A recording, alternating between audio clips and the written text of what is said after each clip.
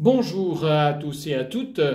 Nous allons rejoindre le chemin de nos églises pour les célébrations dominicales.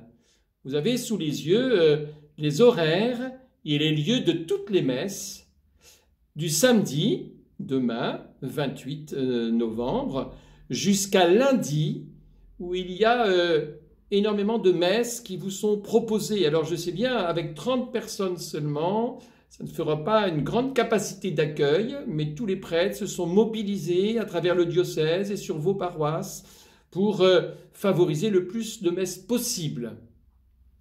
Je vous invite donc aussi à constater que le lundi, il y aura à Épernay 3 messes, qu'il y aura des messes pendant la semaine aussi, dans différents lieux. Alors la messe du dimanche n'est pas la messe du samedi ou la messe de semaine, mais nous sommes en temps de crise et il faut nous adapter. Et si nous n'avons pas pu aller à la messe le dimanche ou le samedi soir, eh bien peut-être une messe du samedi matin ou une messe de semaine pour nous aider à combler cette impossibilité et à vivre l'Eucharistie. Alors nous ne pouvons pas faire de liste parce que ce serait beaucoup trop compliqué, cela mettrait des gens de côté et ce serait difficile à vivre pour les uns et pour les autres. Je sais bien que vous allez arriver devant les églises et peut-être que vous serez la 31e personne à qui on dira « vous ne pouvez pas rentrer car le quota donné par le gouvernement, accordé par le gouvernement, est atteint ». Dans ce cas-là, nous vous inviterons à rejoindre une autre église en espérant que vous aurez plus de chance. Je vous invite à respecter toutes les règles de distanciation, à respecter le fait de mettre un masque à la fois sur le nez et sur la bouche, à apporter du gel même si vous en trouverez sur les lieux de la liturgie, à sortir de l'église et à vous disperser, et aussi il n'y aura pas beaucoup de chants pour ne pas donner lieu à une transmission supposée plus facile avec les chants et par le chant.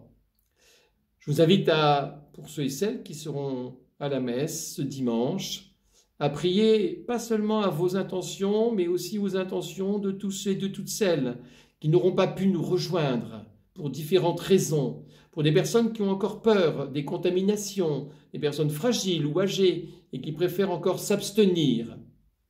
Que nous sachions vivre ces célébrations avec ferveur, comme un don de Dieu qui se donne à travers l'Eucharistie, l'Eucharistie qui est la source et le sommet de toute vie chrétienne, l'Eucharistie qui fait l'Église et l'Église qui fait l'Eucharistie. Il ne peut pas y avoir d'Église sans Eucharistie. C'est pour la raison pour laquelle, pour nous, vis-à-vis des gouvernants, eh bien, la capacité et la possibilité de célébrer le Seigneur est essentielle et vitale. Je vous souhaite un bon retour dans nos églises.